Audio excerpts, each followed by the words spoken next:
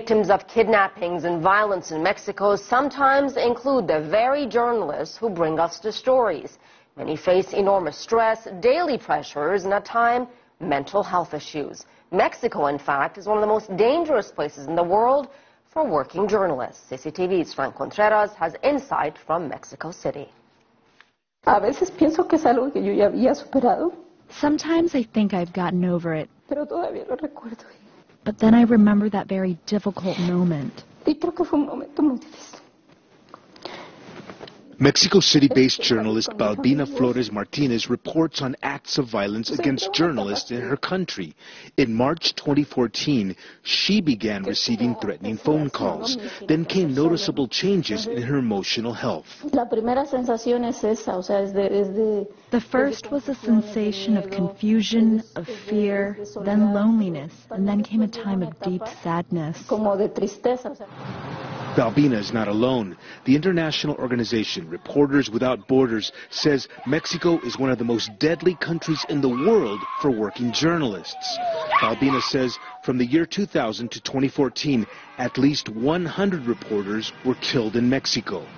Psychologists at Mexico's National Autonomous University recently interviewed more than 100 Mexican journalists who cover violence in this country. Their research raises serious questions about the journalists' mental health status. Puede tener imágenes intrusivas, flashbacks, ¿no? They can have nightmares, flashbacks, and are unable to remove the traumatic moments they've witnessed from their minds. They can become irritable, suffer from anxiety, they don't go out.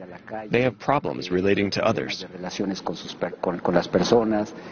According to the study, 77% of journalists in Mexico suffer from high rates of anxiety, and more than 40% report symptoms of post-traumatic stress.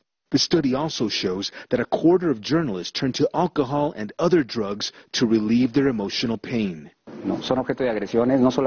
Journalists also face aggressions, not just from criminal groups, but also from governments, the army, the Marines, police at the local and federal levels, and public functionaries. Every day, journalists covering crime in Mexico witness the results of violence, kidnappings, scores of murders, and mutilated bodies.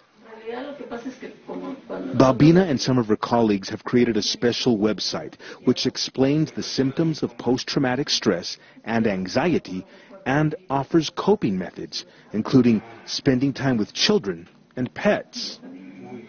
Balbina says the violence directed at journalists continues in Mexico largely because it's often met with impunity from the law.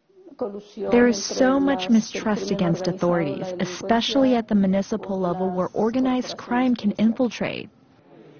Balbina says few journalists here bother to take the time to understand their own mental health status. And she says even fewer bosses offer to help protect journalists from the dangers of practicing this profession. Frank Contreras, CCTV, Mexico City.